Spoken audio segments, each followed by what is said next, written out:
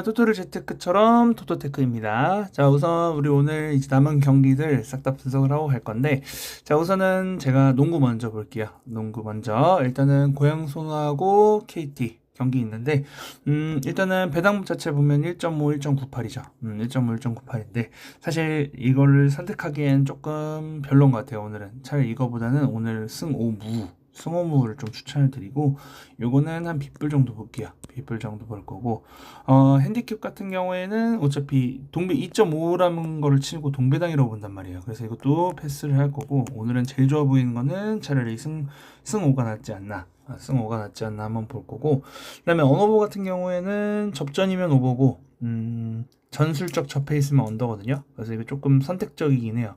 그래도 제가 봤을 때 O 접전 쪽으로 본다고 하면 오버 쪽이 살짝 올라가지 않을까. 그래서 오버사이드를 보되 요거는 B를 볼게요. 자, 오히려 B보다는 제가 봤을 때는 빗불 쪽이 조금 더 승5가 좀 더 좋아 보인다. 이렇게 볼게요. 자, 이렇게 볼 거고, 자, 이어서 우리 대한항공하고 현대캐피탈, 오늘은 한 방에 다 정리할게요. 경기가 별로 없기 때문에 한 방에 정리해 드릴게요. 자, 우선 대한항공 현대캐피탈 보겠습니다.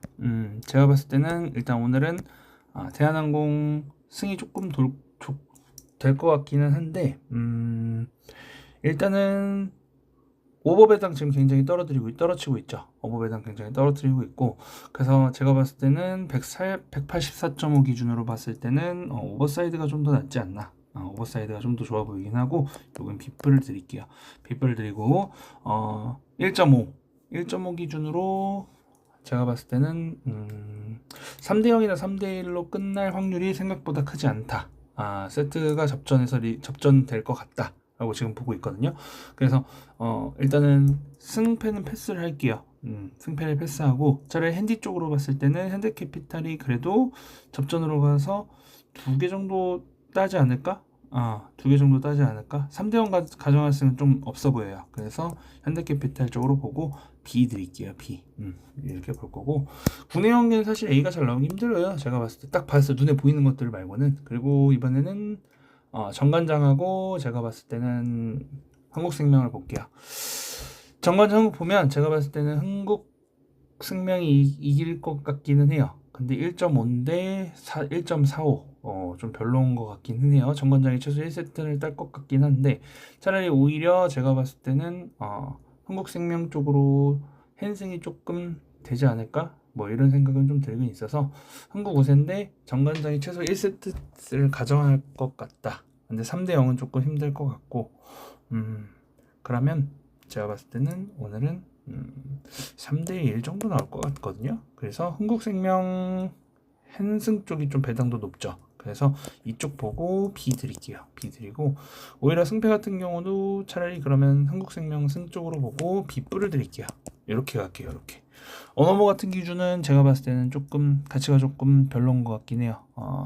5번은 이미 기준적으로 많이 반영될 것 같긴 한데, 반대로 언더 쪽으로 차라리 가치를 가져가시는 게 낫지 않나.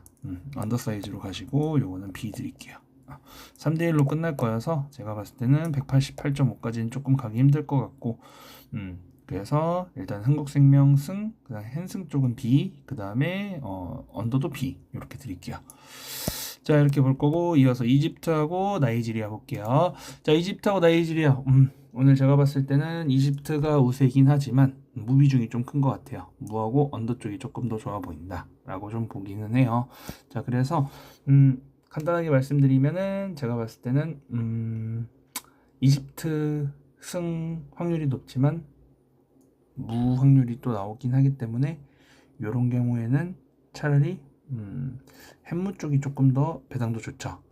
요거를 B로 가져가고, 무승부 확률이 굉장히 높아요. 그래서 제가 봤을 때 생무 나올 수도 있어요. 생무로 가고, 이것도 B 드릴게요.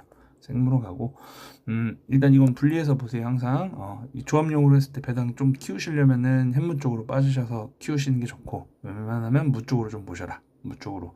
무 쪽에 좀 힘들어서 힘을 실어 드릴게요. 무 B 플러스 드릴게요. 그 다음에 언더오버는 당연히 언더 쪽으로 거의 언더 가죠. 이것도 사실 그 아랍컵은 언더가 많이 나오기 때문에 요거 빗불로 드릴게요. 이렇게 볼 거고, 자, 이어서 카디프하고 첼시 보겠습니다. 자, 카디프 첼시 보면은 일단은 첼시가 이길 확률은 사실 높죠.